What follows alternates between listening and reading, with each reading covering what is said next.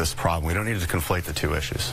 Todd Litton, school safety, Second Amendment restrictions. Yeah, Dan, when it comes to school safety, when it comes to our kids in America, we can both do good and feel good.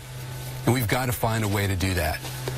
My kids attended a school, they were in elementary school here in Houston ISD when Sandy Hook happened. And I'll never forget going up to their school the week after that happened, and the door was locked.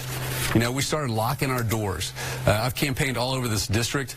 I've enjoyed meeting with people, learning from them about their challenges, learning about their hopes and dreams. The worst day campaigning was the day when a bunch of Republican members of Congress were shot playing baseball summer before last year. And, you know, I'll never forget going home and making a sandwich and sitting down and turning on the TV. And my son Jack came and sat next to me. And after about a minute or so, he just looked at me and said, "Dad, somebody going to try to shoot you?" I said, "Oh, no, buddy, that's not going to happen." I mean, but that is where our kids are right now. Our kids are walking out of the schools at Santa Fe. They're walking out of schools at Parkland with their hands up because we've trained our kids that when an active shooter comes in, you need to get out of the building with your hands up so you're not shot by a law enforcement officer and first responder. That's horrific. That is what our kids are dealing with. Just like I grew up doing fire drills, they're doing active shooter drills in our schools. Learning cannot occur. Education cannot occur for our kids, for our teachers, or anybody else. We've got to find a way forward. I look at universal background checks, again, an area just like Dreamers, where a lot of people agree on. 94% of Texans want universal background checks. 97% of Americans. These aren't going to prevent people from transferring their weapons to their child. I mean, this is a way to stop people with felonies. This is a way to stop people with domestic violence convictions from purchasing guns, people who are dangerous to themselves. That's how we increase public safety. We can do good and feel good and not infringe on the Second Amendment. I don't want to take anybody's guns away. That's not what this is about, but it's trying to keep guns out of the hands. There's an easy way to do it with a universal background check. I believe almost every Texan wants to make that happen. I will work hard to make sure that happens. I look to it assault weapon bans. We've got to figure out a way on assault weapons to move forward or to, you know, if not ban them as we did for 10 years, I look at raising the age as well. Going to leave it there. Going to leave it there. Real quick response, Dan. Well, most of that I don't disagree with, but it didn't actually offer any solutions to help our schools. Okay, he said universal background checks, and then you said that would keep guns out of the hands of felons. Felons already can't buy guns, so I'm really not sure. I think you're misinforming people on what universal background checks actually are. On banning ARs, they're responsible for less than 2% of gun deaths. All right, that's just the fact. So again, I do want to do good and feel good, right? But the do good part has to actually happen, and it's really not clear that an assault rifle ban would actually do any good. Next issue, let's turn to health care. 4.8 million Texans have no health insurance, roughly 17% of the population. We all know Texas did not expand Medicaid under the Affordable Care Act, but does maintain locally funded health care safety nets like the Harris Health System, which serves many of the uninsured. Some argue that while this system is far from perfect, it ultimately gets the job done. Others, mostly Democrats, insist Texas and the nation must invest in Medicare for all at taxpayer expense. I'm going to go with Dan first. It's an incredibly complex issue. What kind of leadership will you bring to it? Well, healthcare absolutely is an incredibly important issue. I mean, I know firsthand, all right, I use the VA.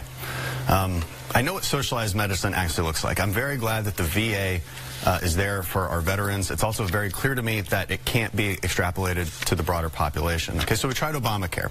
All right, Obamacare has resulted in higher premiums, reduced access. Doctors are getting tired of being in the practice, and it's overall not working well. I understand the good intentions, but overall it's not working well. Okay, so we have to look at two things, I think, with respect to healthcare that matter to people: sustainability and trust. All right, is it sustainable on a financial level? Obviously, Medicare for all isn't. I know Todd agrees with that. And is it sustainable from a management perspective? Can a group of experts in Washington actually manage an entire country's healthcare system? Or should it be done at the local level, which brings us to trust? Do we trust people to self-govern? Do we trust Harris County to figure out what works for Harris County? And actually, Harris Health is doing pretty well. Do we trust doctors to be in charge of our healthcare? We all agree we don't want third-party insurers in charge of our healthcare. Democrats would prefer government bureaucracy be in charge of the healthcare. Well, let's put doctors in charge of your healthcare. So, incremental ways to do that. I like the direct primary care model, where you look at doctors across the country right now having membership programs where a patient can pay $100 a month, have direct access to a primary care doctor, get the preventive care they need. That's the best way to start, and we need to incentivize that kind of thing. It's great.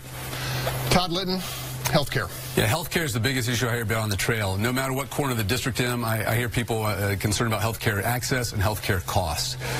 We have got to drive healthcare costs down. I actually did not support Medicare for All. I stood up to my party on that in the primary and everything. But we've got to find a way to get every person access to healthcare, and it can't be through the emergency rooms. It clogs up the emergency rooms, and it costs way too much. My wife was a ER doc at Bentop for a while, and she saw way too many people delaying care and coming in when their quality of life going way down, and it costs a lot more to get them healthy. This is, again, where we can do good and feel good at the same time. It's more effective for people to lead healthy lives and be able to be productive for their families and our community as a whole. Drug prices, another huge issue in our district all around. My son has a nut allergy, and so I remember, never forget, buying his EpiPens about 2 years ago. The price is going through the roof. That doesn't make any sense. It has a huge impact on people. We spend about 60% more on drug costs in the United States of America than most other developed countries.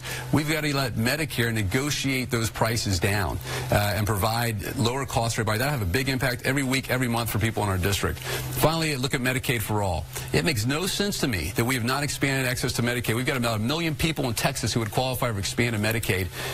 They would have high-quality care, lead better lives. It would cost a lot less for us, too. We're paying here in Texas to expand Medicaid to California, to Massachusetts, to New York. We're not paying for it here, but guess what? We pay for it at the Harris County Hospital System when people come in and they're uninsured care. We're paying twice, and we're getting less care, less health for our people. That makes no sense. Okay, it's time for our closing remarks. We're going to have to cut it down to 30 seconds each. Dan Crenshaw, you go first. Well, first of all, thanks for letting us do this, Greg. This has been a phenomenal opportunity. I would say, why am I running? Okay, well, I'm running to continue service, and I'm running to make an impact that matters on the issues that matter to Houstonians. You know, 6 years ago, I didn't think I'd ever be able to make an impact again. I was so badly wounded in Afghanistan. But I knew I had to. And I knew I had to further the vision that we have for this country. This vision where we believe that you know best what to do with your money, you know best what to do with your freedom, you know best what to do with your time. And I promise you one thing, which is to give you a representative in Washington that you can be proud of. Okay, Todd Litton, 30 seconds. Yeah, well, my wife and I decided more than a year ago to get in this race for Congress, for the U.S. House of Representatives. It's because we have big concerns for the future, for our kids and for our country. Washington is just broken. Nothing is getting done. It's so hyperpartisan, so divisive, so chaotic. We've got to work together like we do in Houston, like I've done in the community, in my work, and also in my service to the community. We look to find solutions and get things done. That's what I'll do in Washington. I'll work with Republicans, Democrats, Independents to find how we tackle those, find solutions for health care, for flooding and infrastructure.